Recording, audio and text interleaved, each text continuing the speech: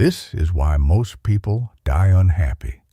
Not because their lives were difficult, not because they failed, not because they were unlucky. They die unhappy because they spend most of their lives waiting for the right time, waiting for things to calm down, waiting for permission they never needed, waiting for a future version of themselves who never arrives. I am old enough now to see this pattern clearly. It is everywhere. I watched it in my friends, I watched it in my family, and most painfully, I watched it in myself. At the time, it did not look like unhappiness. It looked like responsibility. It looked like patience. It looked like being sensible. That is what makes it so dangerous. If someone had told me when I was younger that I would end up unhappy, I would have laughed. I had plans. I had goals. I was always working toward something. I believed that happiness was waiting for me just a little further down the road. That road never ends. Most people believe happiness is a destination. They believe it comes after sacrifice, after success, after stability, after everything finally falls into place. They tell themselves, once this phase is over, then I will live properly. The phase becomes a lifetime. I want you to listen carefully, because this is not about motivation. It is about recognition, the kind that comes too late if you are not paying attention. The reason most people die unhappy is not because they chose the wrong job or married the wrong person or made a single catastrophic mistake. It is because they postponed their own lives so thoroughly that there was nothing left to live when the waiting ended. I spent decades doing things I did not hate, telling myself I would do what I loved later. I delayed conversations that mattered because they felt uncomfortable. I ignored small desires because they did not seem practical. I treated my own inner voice like an inconvenience instead of a warning system. I told myself I was being mature. In reality, I was training myself to accept dissatisfaction as normal. That training is subtle. It happens quietly. You wake up one day and realize you have become very good at tolerating a life that does not excite you, move you, or feel like it belongs to you. People assume unhappiness comes from loss. Often it comes from neglect. Not neglect by others, but neglect of the self. There is a particular kind of sadness that shows up late in life. It is not loud. It does not scream. It sits quietly and reviews everything you meant to do and never did. Every honest conversation you postponed, every risk you delayed, every version of yourself you kept on hold because it felt safer to wait. I have seen this look in the hospital rooms, at funerals, and during quiet conversations when people believe they are being brave by not complaining. It is the look of someone who realizes that time did not take their life away. They handed it over gradually. Most people do not chase happiness. They chase approval, security, and comfort, assuming happiness will follow. When it does not, they assume the problem is themselves. They think they are ungrateful or broken for wanting more. So they silence that desire. Over time, that silence becomes heavy. Unhappiness is rarely about dramatic suffering. It is about living in a way that feels disconnected from who you are, then convincing yourself that this is what adulthood requires. I used to believe that wanting more meant I was dissatisfied with what I had. Now, I understand that wanting more often means you are paying attention. There is a difference between ambition and postponement. Ambition moves you forward. Postponement keeps you busy while your life passes in the background. Many people confuse the two. They say they are building something but they never arrive. They say they are preparing, but they never begin. They say they will enjoy life later, without asking whether later is guaranteed. Unhappiness grows in the gap between who you are and who you allow yourself to be. I know people who did everything correctly. They followed the rules. They were responsible. They were admired, and yet in private moments, they admitted something felt missing. They could not name it because they had never given themselves permission to explore it.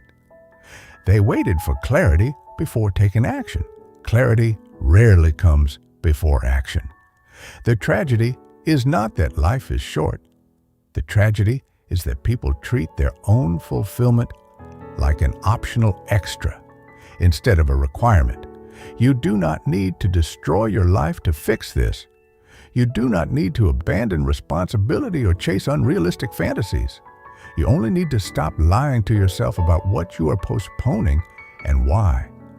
The habit that makes people die unhappy begins with a simple sentence: I will do it later.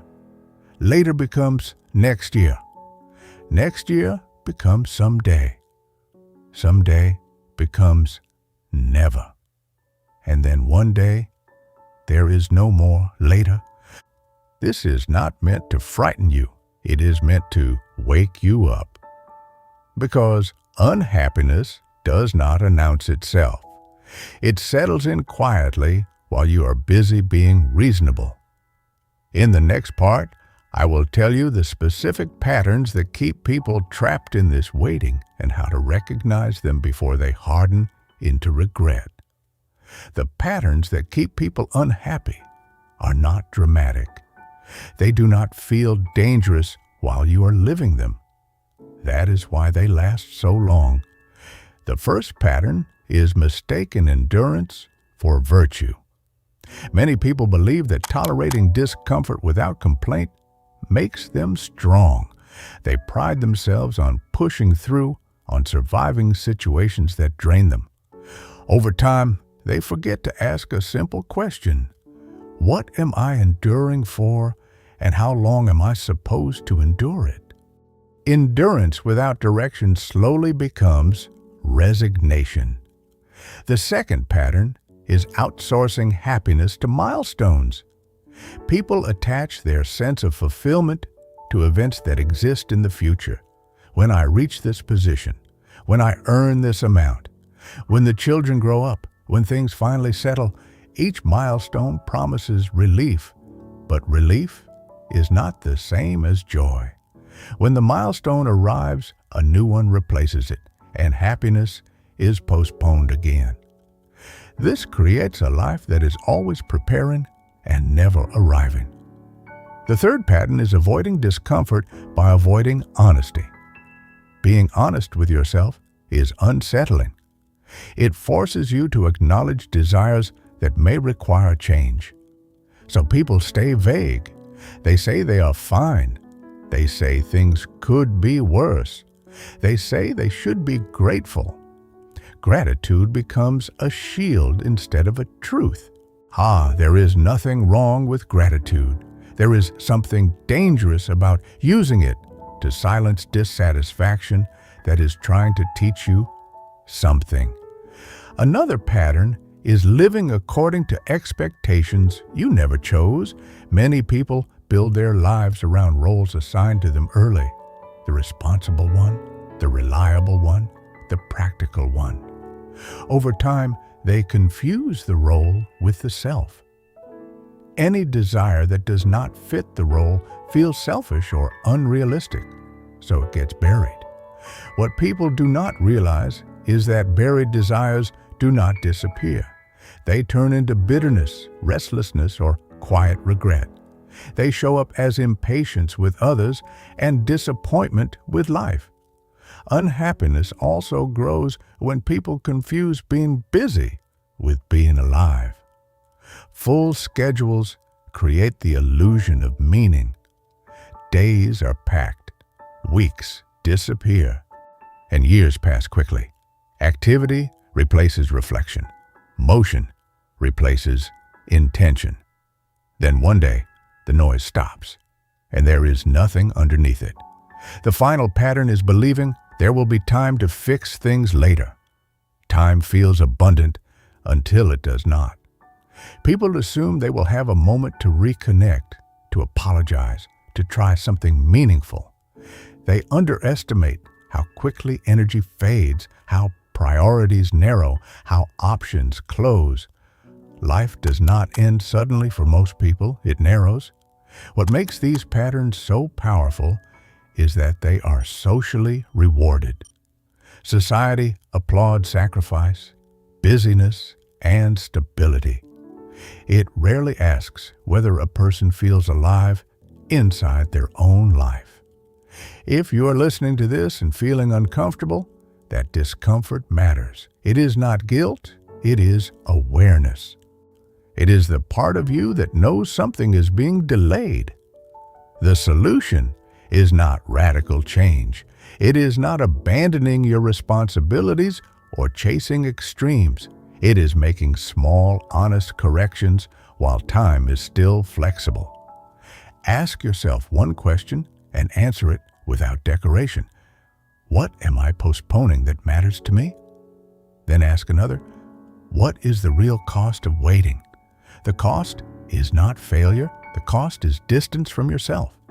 You change direction by choosing presence over postponement, by having the conversation now instead of rehearsing it for years, by allowing yourself to take a small step toward what feels meaningful, instead of explaining why it is impractical. Happiness is not something you earn at the end of life. It is something you practice through alignment. When your actions reflect what matters to you, even ordinary days carry weight. Most people die unhappy because they treat their own fulfillment as something optional, something indulgent, something to be addressed after everything else. Do not make that mistake. Your life is not a rehearsal. The waiting you are doing right now is shaping the ending, whether you intend it or not. You still have time to choose differently, not perfectly, not dramatically, just honestly. And that honesty, practiced early enough, is what separates a life that is endured from a life that is lived.